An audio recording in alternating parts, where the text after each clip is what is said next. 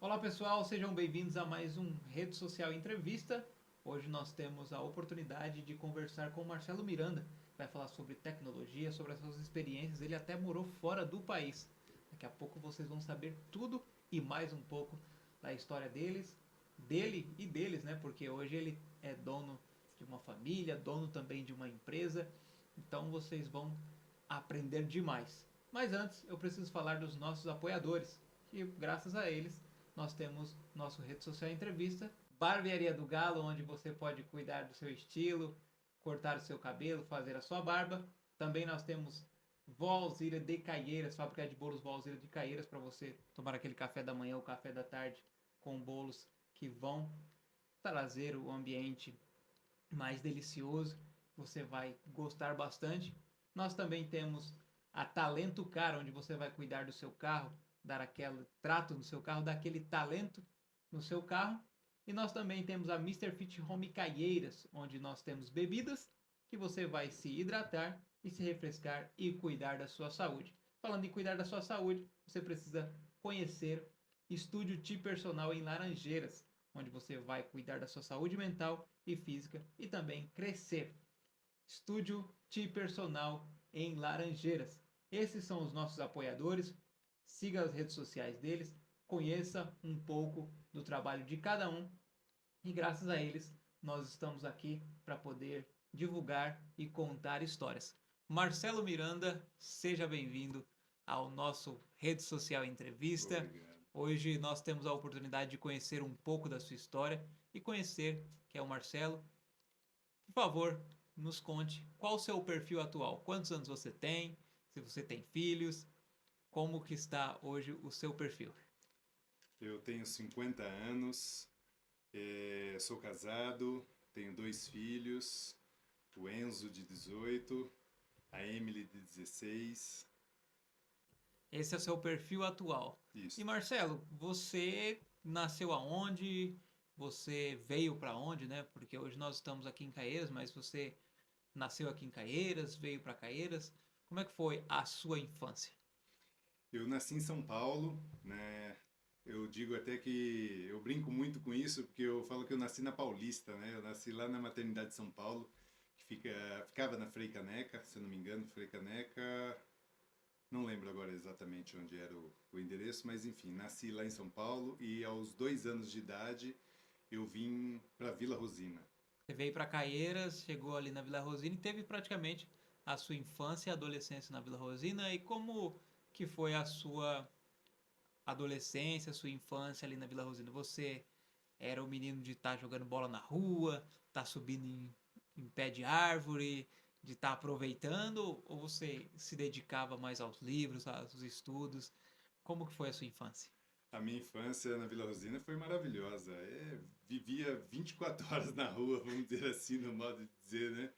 Eu vivia na rua com a molecada, a gente brincava de futebol, a gente brincou muito de futebol, tinha uma turminha que a gente andava junto sempre. E essa turminha hoje está separada, cada um está num canto, todo mundo casado, tudo com seus filhos, com as suas famílias, mas a gente viveu bons momentos de futebol de campo, futebol de quadra, vôlei. A gente se divertia. Quando era menor ainda, a gente também brincava de pega-pega, esconde-esconde, rouba-bandeira. Era maravilhoso.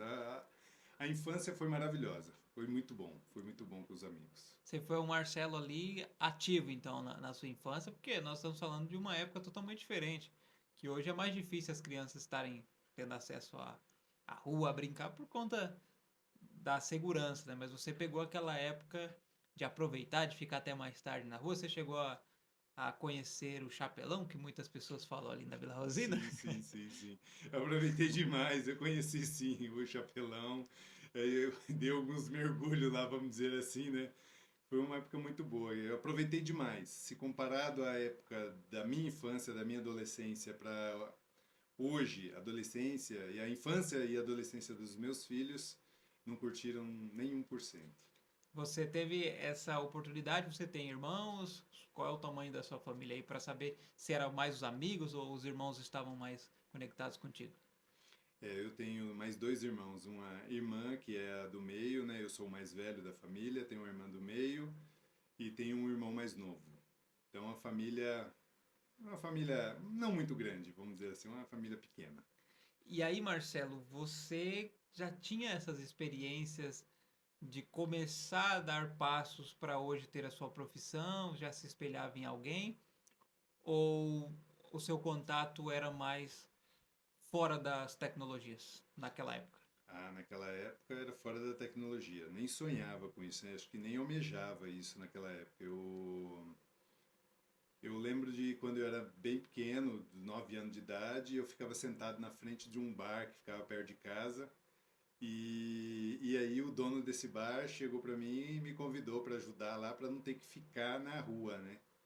E aí pedi autorização para meus pais e meus pais autorizaram e aí comecei essa trajetória de para chegar onde eu cheguei hoje. Então começou tudo através de uma oportunidade que não é a minha área de hoje, mas que ela apareceu no futuro. Que quando meu pai falou assim, não, acho que está na hora de você ir para Guarda-Mirim, era um sonho dele, que não era o meu, e que se tornou quando eu fui fazer o teste.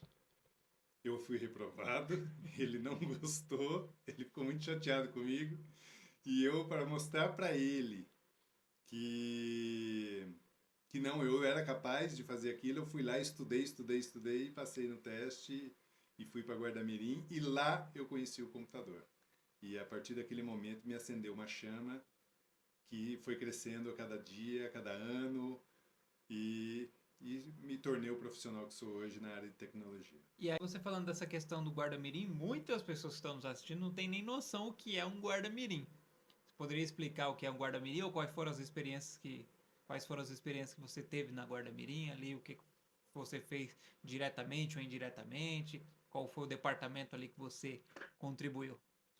Guarda-Mirim, naquela época, né, era algo que a prefeitura criou para tirar o jovem da rua, para ele conseguir ter a primeira oportunidade. Naquela época era mais difícil, né? Tinha menos emprego, tinha menos empresas, e aí a Guarda Mirim criou essa modalidade para tirar os jovens e inserir ele no mercado de trabalho. Isso era importante porque foi dali que foi o primeiro passo para a gente conseguir entrar no mundo profissional. Então, por exemplo, eu fui contratado por a Guarda Mirim, né, tinha várias empresas na região de Caieiras, todos eram na região de Caieiras, todos faziam parte das empresas da região de Caieiras, tinham bancos, correios, prefeitura mesmo também, o departamento da prefeitura, e comércios em geral e fábricas. Eu fui contratado, né, por uma fábrica que hoje não existe mais em Laranjeiras, que chamava AMS. Essa empresa estava mudando de São Paulo para Caieiras e ela precisava de um contingente de guarda-mirins, de pessoas jovens para poder iniciar o trabalho aqui em Caieiras. Então, eu trabalhava, naquela época eu trabalhava montando caixinha de fusível, que eram umas caixinhas, a gente tinha que montar as caixinhas para colocar os fusíveis de automóveis que era antigamente. Então eu comecei aí montando essas caixinhas, depois a empresa mudou inteira para Caieiras e aí a gente começou a ver outros trabalhos dentro da fábrica. Então foi uma experiência muito grande para você, porque, vamos dizer, sua primeira profissão e ainda tendo esse contato de uma empresa grande, tendo essa oportunidade para provar para o seu pai também que você era capaz. E aí, quando você sai dessa empresa, qual foi o seu primeiro curso profissionalizante? Qual foi a experiência de estudar ali dentro da sua área hoje?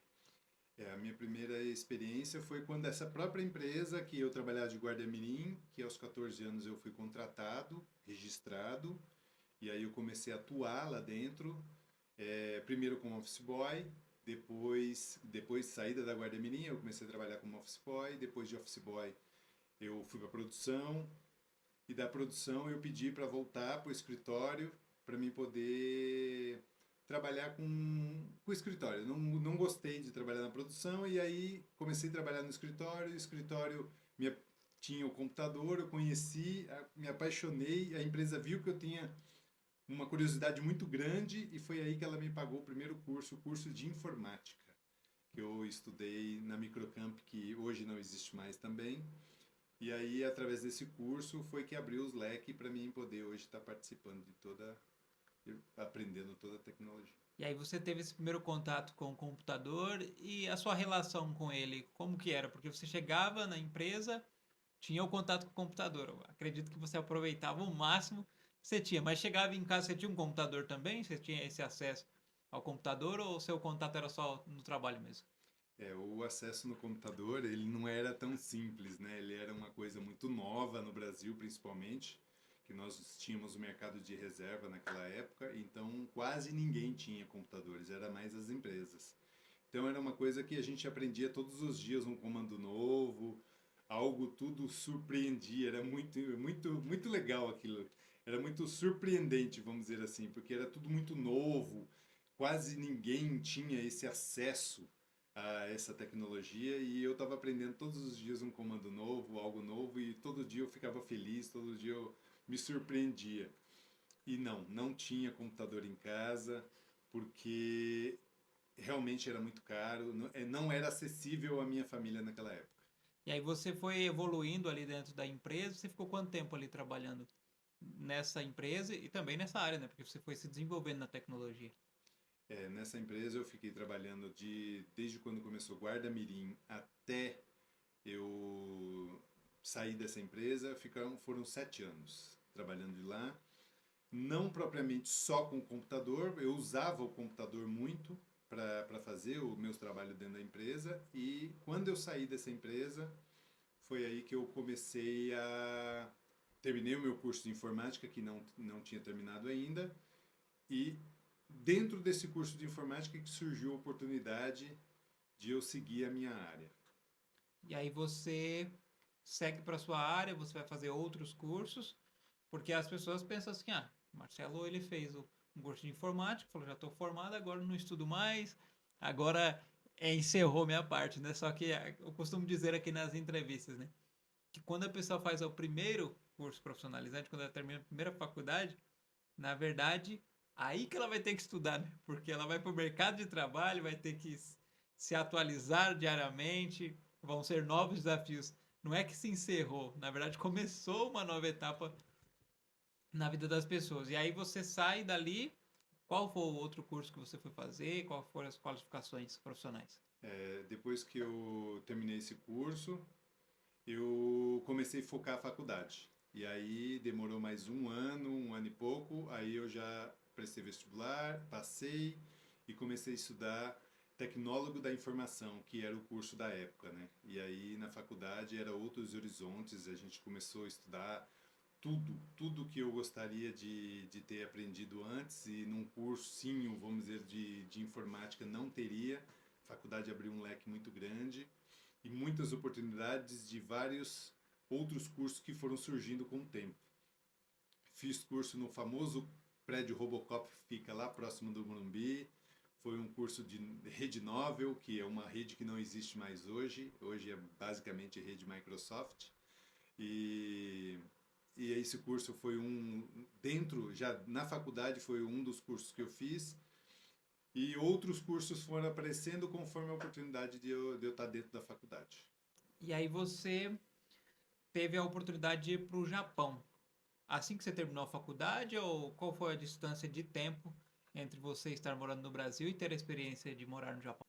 Quando eu terminei meu ensino médio, eu tinha um professor de inglês que ele foi morar na Inglaterra.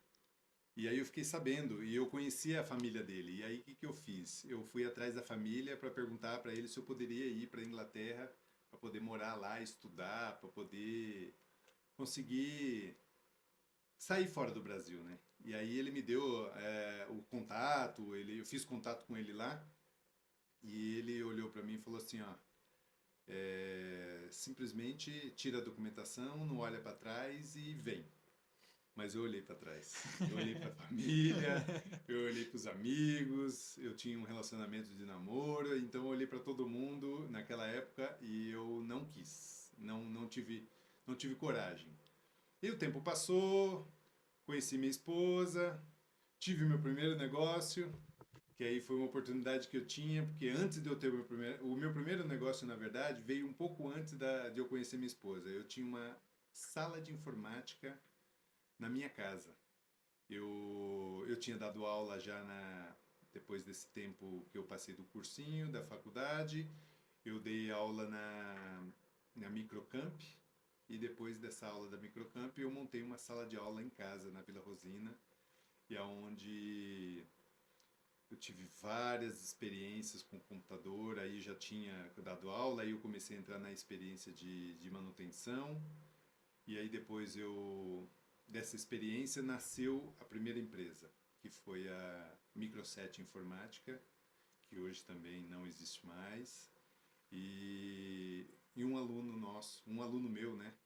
Ele trouxe essa oportunidade, o Fernando. Que aí a gente se tornamos sócios.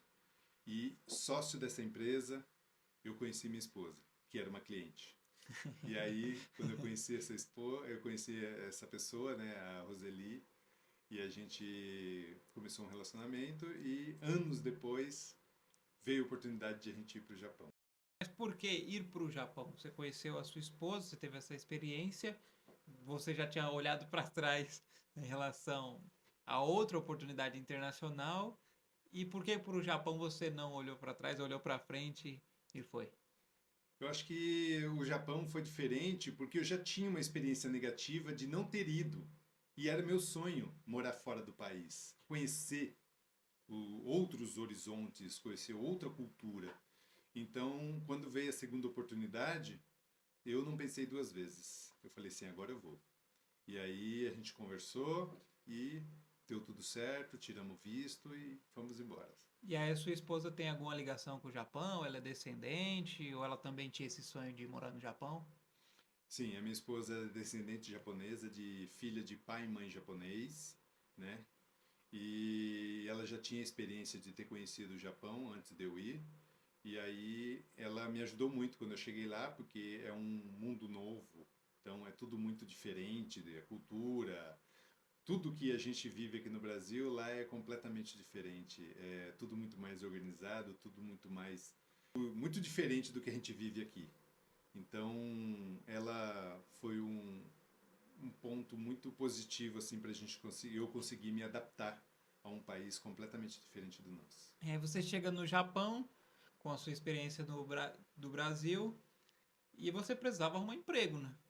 E você já falava japonês, você tinha se preparado já aqui no Brasil. Como é que foi esse choque de realidade? Acredito que questão de tecnologia para você foi um universo que os seus olhos brilharam, mas trabalhar com a tecnologia em outro país, em outro idioma, o desafio é bem maior, né? Sim. Como é que foi essa questão? Mesmo a sua esposa tendo essa experiência, você tinha que enfrentar. Vou até usar aqui um termo mais cômico, né? Ela não pegava na sua mão e ia trabalhar com você, né? Você precisava se arrumar e ir trabalhar, né? Então, um ano antes de eu partir, a gente estava conversando sobre o assunto. Então, qual que foi o meu entusiasmo era de querer aprender pelo menos um pouco da língua para me chegar lá não tão cru. Mas era muito difícil. Era muito difícil, muito difícil. Eu não conseguia entender nada, eu não conseguia desenvolver a língua aqui no Brasil. Então, o que que eu fiz? Estudei o que eu pude, e aí quando eu cheguei lá no Japão, como meus cunhados já trabalhavam lá, então o que que eles fizeram? Eles me indicaram na empreiteira onde eles trabalhavam, e aí eu fui lá, fiz entrevista, passei na entrevista e comecei a trabalhar na fábrica, e o japonês veio com o tempo. E aí os japoneses eles aceitavam os brasileiros, não sei como é hoje, né, mas naquela época existia essa aceitação, você como estrangeiro trabalhar no país, uma cultura e um sistema de trabalho totalmente diferente. Como é que foi essa aceitação do povo? É assim, o povo japonês, vamos olhar para o lado dos empresários. Os empresários 100% aceitavam. Eles adoravam a mão de obra estrangeira porque eles precisavam dessa mão de obra.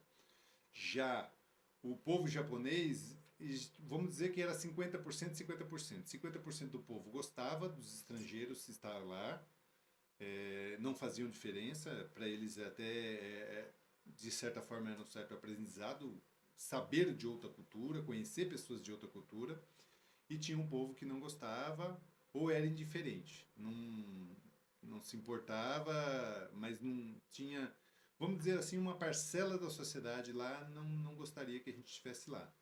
Mas não, a gente não teve problema com isso. Olha, pessoal, vocês querem ouvir mais sobre o Marcelo, as experiências no Japão? Vocês precisam ficar aí. Nós vamos para os nossos apoiadores e já voltamos.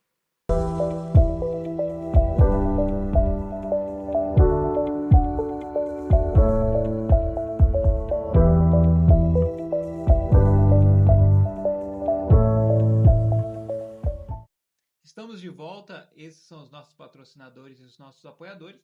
E agora nós temos aqui na mesa, para que o Marcelo também possa experimentar, o nosso bolo da fábrica de bolos Valzira de Cagueiras, sempre trazendo a oportunidade com que os nossos convidados possam aproveitar, se deliciar e também começar esta relação de comer um bolo de qualidade no café da manhã, no café da tarde.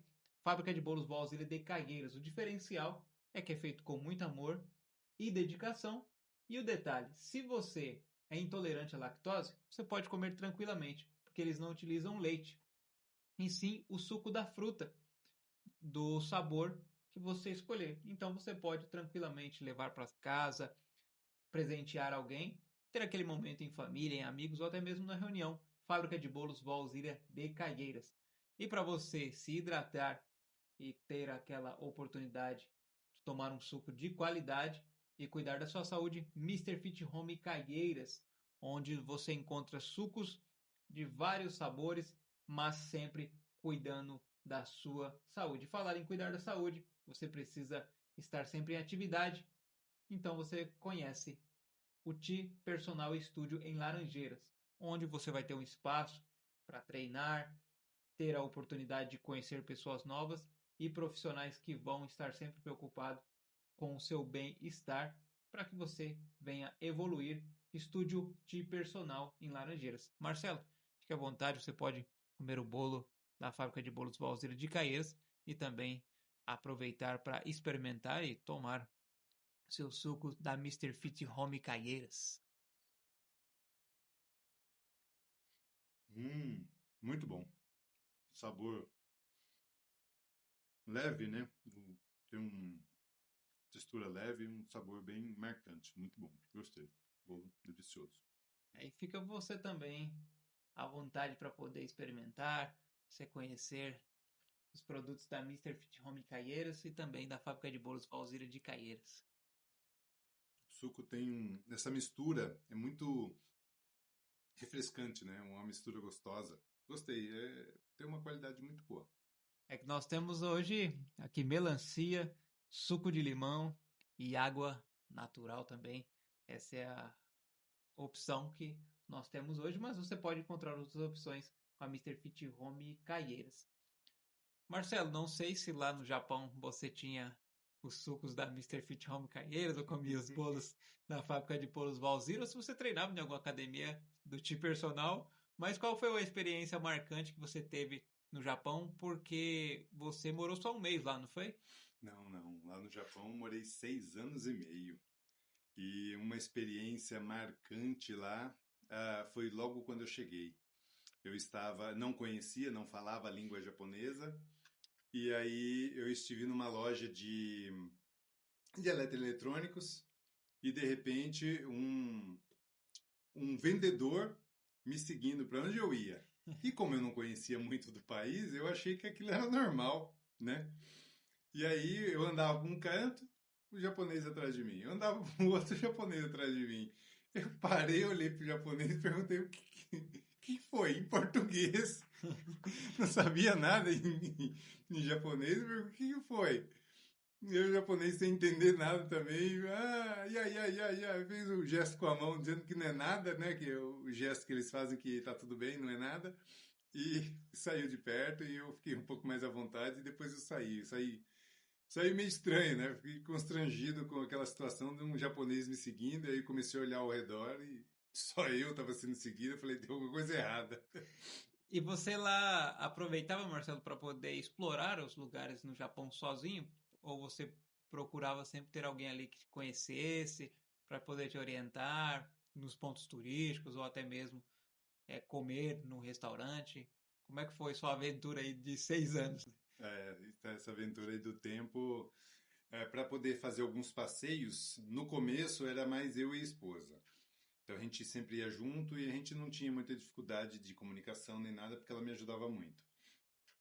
Um ano depois que eu já estava lá, aí eu já aprendi o japonês porque eu tinha que aprender. Na verdade, foi um desafio que eu recebi na fábrica. Esse desafio foi estimulante, vamos dizer assim. Eu cheguei para o líder da fábrica e falei para ele o seguinte, ó, eu gostaria de trabalhar naquele setor ali na frente. Qual que é o nome do setor? Ele falou assim, ali é o Kensa, né? Ali onde você faz a inspeção. Então fala pro chefe que eu quero trabalhar ali. Ele falou, então vamos lá, vamos falar com o chefe. Aí ele chegou pro chefe e falou assim, o Marcelo ele quer trabalhar de Kensa. Aí o chefe olhou para mim e falou assim, você sabe falar japonês, né? Ele falou, Nihongo wakaru? Aí eu olhei pro tradutor e eu falei, hã? Aí ele falou assim, ele perguntou se você sabe falar japonês. Eu falei, não sei. Ele falou assim, Nihongo akaranai dame. Aí ele traduziu para mim, né, o líder. Se você não sabe falar japonês, não pode. Eu insisti para ele, falando assim, fala para ele que se eu vou me esforçar, eu vou aprender. Se ele me dá uma oportunidade. Ele falou, Nihongo akaranai dame. Então, se você não sabe falar japonês, não pode. Eu voltei pro meu canto de trabalho, frustrado, que ele não me deu aquela oportunidade, e vida que seguiu por um tempo. Depois de um mês, o chefe chegou para mim lá na linha, sem tradutor, sem nada, e falou: Kensa Suruka? Ele falou assim: quer trabalhar de Kensa, né? Você quer trabalhar no Kensa de inspetor? Aí eu, sem entender mais ou menos o que ele queria dizer, mas eu acho que é algo positivo, eu falei assim: yes, yes, yes, eu quero, eu quero. Ele falou então para mim: Nihongo Gambaru. O que significa? Se esforça para aprender japonês. Eu comecei a me esforçar e aí 6 meses depois já estava falando alguma coisinha e aí me facilitou muito nos passeios, nos restaurantes, porque eu tive o desafio. Ele falou se eu aprendesse japonês, ele ia me dar oportunidade na fábrica. Então eu fiz essa oportunidade. E os seus estudos, como eles aconteciam, ou quando aconteciam? Livros? Alguém te dava aula? Ou você ia atrás mesmo e perguntava quando não entendia o que eles estavam falando? Não, ali foi. Eu perguntei pro líder como é que eu poderia aprender japonês o mais rápido possível, né? Ele falou assim pra mim: cara, você vai ter que assistir desenho, ouvir rádio e tentar falar. Pergunta, fala errado, o japonês pode rir, pode fazer. Não tem problema. Insiste, insiste, insiste, que uma hora você vai pegar. E outra coisa, ele falou: treina o ouvido. Você precisa treinar bem o ouvido. Você precisa entender o que ele está te perguntando, para depois você conseguir falar. Então, isso foi dicas valiosas. E em casa, como a esposa também sabe muito do japonês, então a gente treinava em casa, e aí toda vez que eu tinha que ir em algum lugar, eu tentava falar, o japonês perguntava, Nani? O quê? O quê? O que eu estava falando? E eu insistia, e aí quando ele via que eu estava tentando falar algo mais ou menos parecido com aquilo, eu yes, ou respondia em inglês, ou respondia yeah, yeah, yeah. E aí encaminhava da maneira que dava, e o jeito brasileiro de Sim, de se virar nos lugares. ia me virando. E aí, com o tempo, você vai perdendo a vergonha da língua, né? E aí você vai insistindo. E aí a coisa começou a ficar mais natural. Aí comecei todo dia falar um pouco mais e ir aprendendo. E o seu acesso à tecnologia, porque você estava num país onde respira tecnologia 24 horas, 48 horas, 120 horas, quantas horas quiser. Ali você se aprofundou mais na tecnologia, com a experiência que você tinha tido no Brasil, você vivendo ali no Japão, isso te trouxe uma bagagem melhor de conhecimento? Olha, o Japão, com relação à tecnologia, ele me trouxe uma oportunidade que aqui no Brasil não tinha na época, né? Em 2006 foi quando eu fui. Lá você tem um acesso mais livre à tecnologia. Aqui você não tinha lojas específicas só de tecnologia. Lá não. Lá a gente tinha uma loja que a gente podia, hoje, para quem está nos vendo, uns três Federzone, por exemplo, falando de supermercado, né? Era o supermercado da tecnologia. Você entrava dentro da loja, dava três Federzone de tamanho. Ali você pegava uma prancheta, não um carrinho de compras, né? Você pegava uma prancheta, ia visitar todos os corredores onde tinha placa-mãe, tinha processador, tinha memória, tinha SSD, que aqui no Brasil nem se ouvia falar, no Japão já tinha. Então você tinha uma prancheta que tinha ou em inglês ou em japonês. Eu pegava de inglês, ia preenchendo. E aí qual que foi o lance? Como eu tinha esse acesso maior à tecnologia em lojas, várias e várias lojas próximo de onde eu morava, então, o que que a gente fazia? Eu começava a anunciar para os brasileiros que eu trabalhava com tecnologia, que se ele quisesse montar um computador ou que se ele quisesse fazer manutenção no computador, que eu tinha essa experiência. E aí, o que que eu fazia para poder levar esse cliente, vamos dizer assim, nas minhas folgas que eu trabalhava em fábrica? Eu pegava o meu carro, eu passava na casa dessa pessoa, pegava ela, levava até a loja, ia mostrando e ia conversando com essa pessoa e falando, ó, esse aqui dá para fazer, você ter um alcance X, um alcance Y, se você ter essa placa-mãe, esse processador, e orientando e anotando o que ele ia escolhendo de acordo com o valor. Eu pegava essa ficha, né, dessa prancheta, pegava essa ficha e entregava no balcão e o vendedor separava todas as peças para que eu pudesse levar todas essas peças para casa e montar o computador para o meu cliente. Então ali você teve a experiência de começar uma nova empresa, não oficialmente, mas você já tinha essa experiência de trazer os brasileiros ou até mesmo os japoneses, não sei, para conhecer o seu serviço. Você montava, você vendia ali o seu serviço. E aí, quando que a Setup nasceu? Foi no Japão ou quando você já voltou para o Brasil? Não, quando eu voltei para o Brasil, eu achei que eu não estava preparado ainda para voltar a trabalhar como autônomo. Então, num primeiro momento, eu fui trabalhar em algumas empresas aqui no Brasil e a última delas, antes de eu montar a Setup Control, eu era gerente de TI numa empresa de eventos. E aí, pós-pandemia, no meio da pandemia, na verdade, quando entrou a pandemia, essa empresa ela não tinha chances de sobreviver com relação ao know-how de trabalho dela, né? Que era só eventos. Paralisou o país inteiro, o mundo inteiro, na verdade, né? E aí foi aí que eu falei assim, acho que está na hora de eu começar a caminhar com as minhas próprias pernas novamente.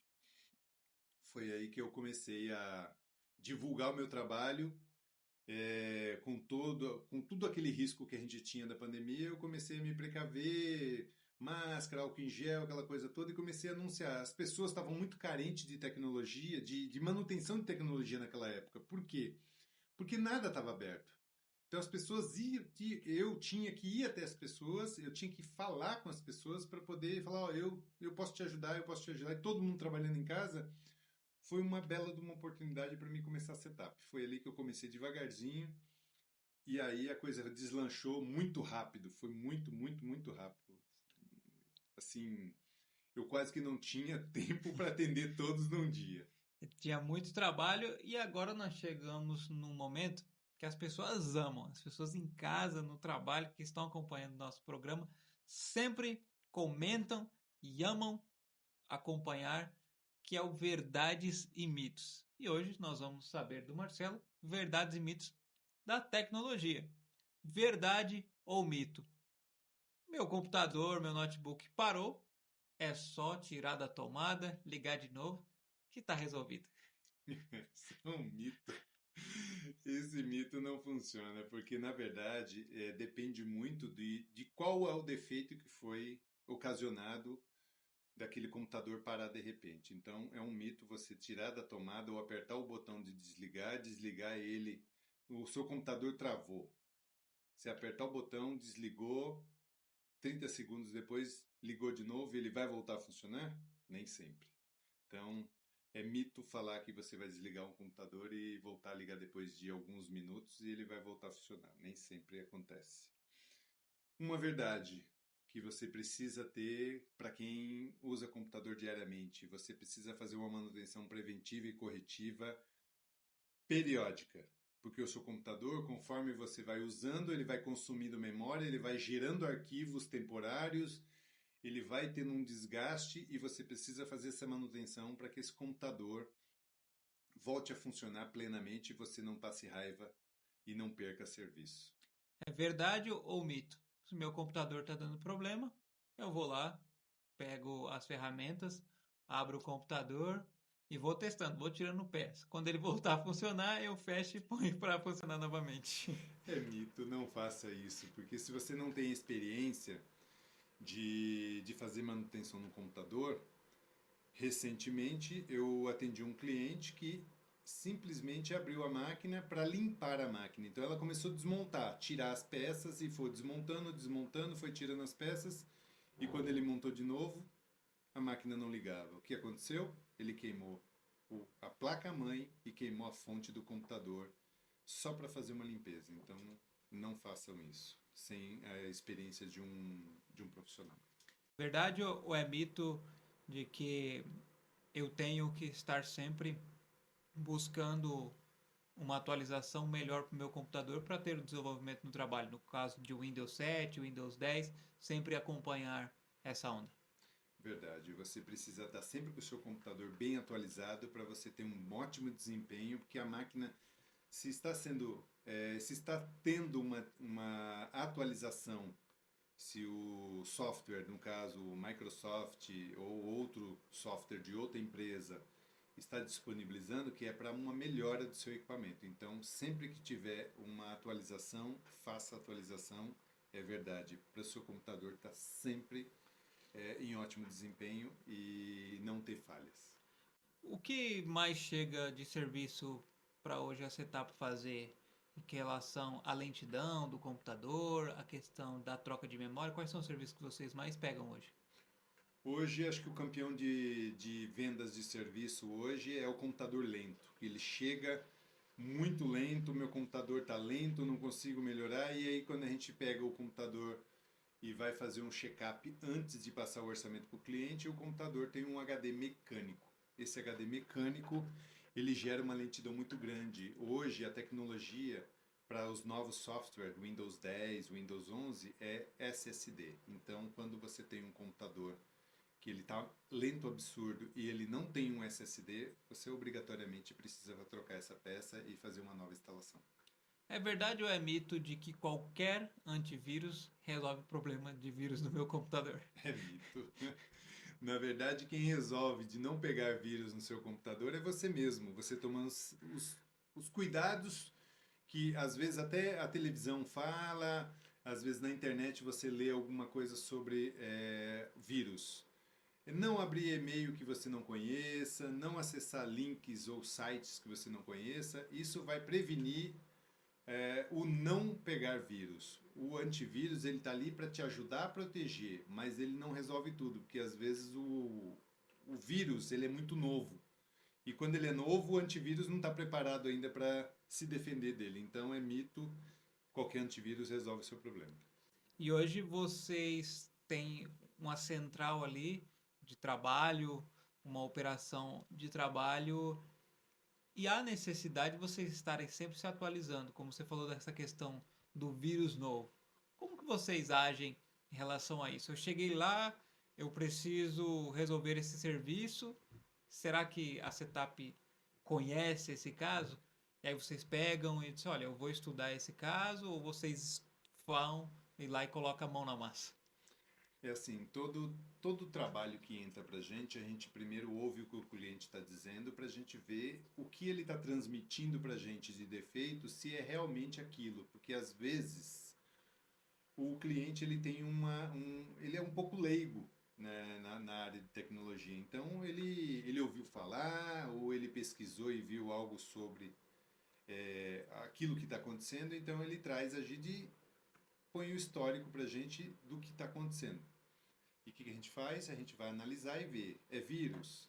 é uma memória com defeito?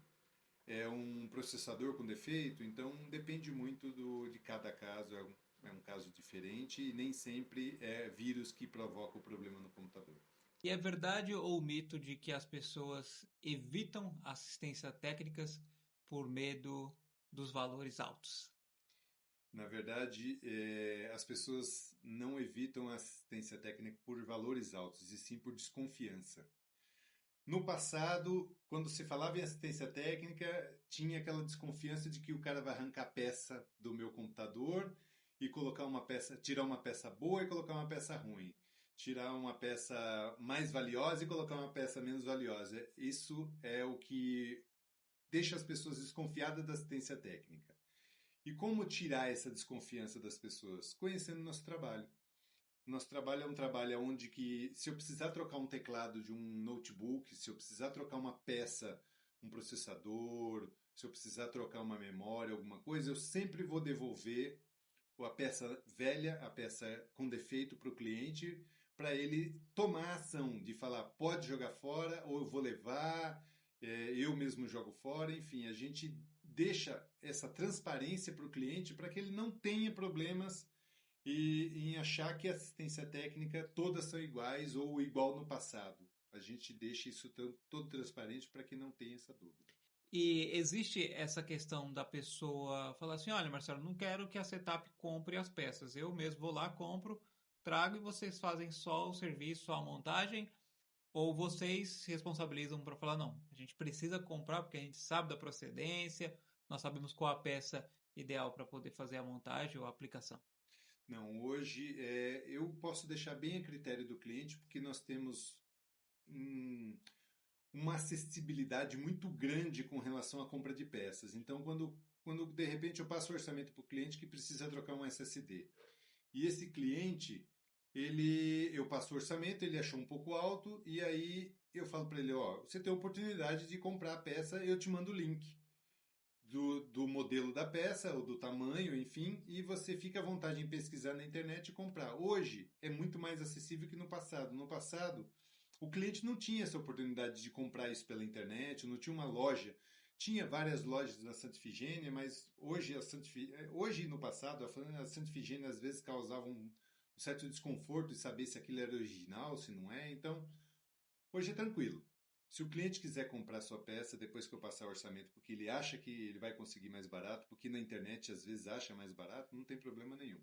A gente passa o link do modelo, ele pode comprar aquele link, naquele link que a gente passou, ou ele pode escolher outro, me mandar o link de volta para gente, para ver se a gente aprova se é isso mesmo que ele precisa comprar, e ele compra, a gente faz a instalação e cobra só a mão de obra.